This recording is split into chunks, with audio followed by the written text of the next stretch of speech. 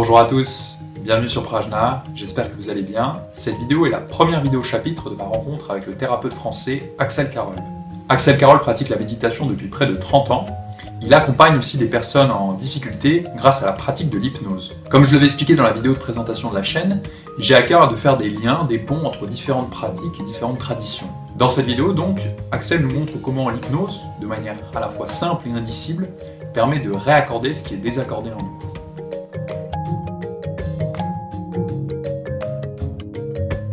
Il y a une façon très simple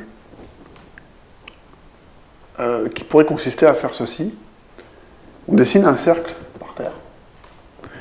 Et quand les gens ne sont pas à leur place, c'est qu'ils ne sont pas à l'intérieur d'eux-mêmes, ils ne sont pas au centre d'eux-mêmes, ils sont assis, ils sont à côté de leur pompe, comme on dit. On dessine un cercle et donc on laisse la personne à l'extérieur du cercle. On lui demande de fermer les yeux un instant. Et on lui raconte une petite histoire. Une histoire de cercle, une histoire de point, une histoire de centre, une histoire d'extérieur du centre, d'extérieur du cercle. Et si on met en valeur cette expérience-là, et qu'on laisse le corps aller au centre de lui-même, qu'on le laisse se déplacer dans l'espace, pendant que la conscience regarde quelque chose, à ce moment-là, il se passe un phénomène assez étrange d'hypnose, justement. C'est un phénomène d'hypnose et d'hypnose existentielle, lorsque le corps va se rapprocher du centre du cercle dans l'espace. L'esprit va également se rapprocher du centre de lui-même. C'est comme si le corps suivait l'esprit suivait le corps. Et lorsque l'esprit se rencontre, il se passe quelque chose qui est indicible. À un moment donné, on sert souvent dans les formations d'une autre manière. À un moment donné, Confucius voit, je crois que c'est Lao Tse, dans la petite histoire, je déforme peut-être la vraie histoire, hein, on me pardonnera pour ceux qui la connaissent mieux que moi, mais je crois que c'est Confucius, à un moment donné, il voit Lao Tse qui est en train de méditer sur un rocher. Et donc Confucius est bien embêté, et il se demande qu'est-ce qu'il fait ce type assis. Donc il va le voir, il dit mais qu'est-ce que tu fais? Alors il attend qu'il sorte de sa méditation, et puis lorsqu'il sort de sa méditation, il dit mais qu'est-ce que tu faisais là assis sur un rocher? Et donc Lao Tse lui répond, j'étais allé m'ébattre à l'origine des choses. Et je pense que c'est ça qui se produit dans une séance d'hypnose, en tout cas dans cet aspect existentiel. C'est qu'on aide les gens, lorsqu'ils ont les yeux fermés, à abandonner tout ce qu'ils sont, ou tout ce qu'ils pensent être dans la périphérie de leur existence, dans leur petite existence misérable bien souvent, auquel on accorde toute l'importance. Et tout d'un coup, pendant un bref instant, ils se retrouvent au centre d'eux-mêmes. Et là, il se passe quelque chose de miraculeux. Ils se retrouvent en toute simplicité avec eux-mêmes, et là, le corps se met à bouger. Quelque chose se réécrit, quelque chose se raccorde, quelque chose se réécrit. Quelquefois, les gens pleurent, quelquefois, les gens se rouvrent les yeux, parce que c'est quelque chose de vertigineux de se retrouver face au vide. C'est une forme de vacuité à ce moment-là, et un vide plein. Et voilà, c'est ça qu'il se passe.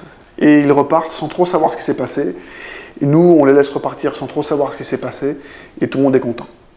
Et je pense que c'est pas autre chose que ça que de faire de l'existentiel dans une séance. On ne peut pas dire ce qui va se passer, on ne peut pas le promettre, mais voilà, ça se passe. Et c'est ça qu'on cherche.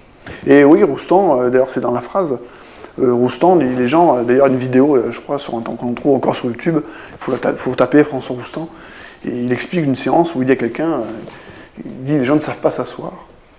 Ils ne savent pas s'asseoir. J'adore ce passage, je l'ai vu plusieurs fois, et il dit oui, mais asseyez-vous confortablement, est-ce que vous êtes vraiment assis là, à la place, vraiment qui est la vôtre? Et donc les gens sont interpellés, parce qu'a priori ils savent s'asseoir, non? Alors ils cherchent, et alors je l'ai déjà fait en séance, il est couillu, hein, Roustan. Des fois, il ose des trucs, donc il faut oser. Hein. Alors, ça m'est arrivé d'oser, des fois ça marche, des fois ça marche pas, on a l'air un peu ridicule, mais tant pis, c'est rigolo. Et les gens s'assoient, et là, fermez les yeux un instant, et restez assis là, sans rien dire. C'est très étrange, jamais dans notre quotidien, on prend le temps de s'asseoir, de vérifier qu'on est bien assis, de fermer les yeux,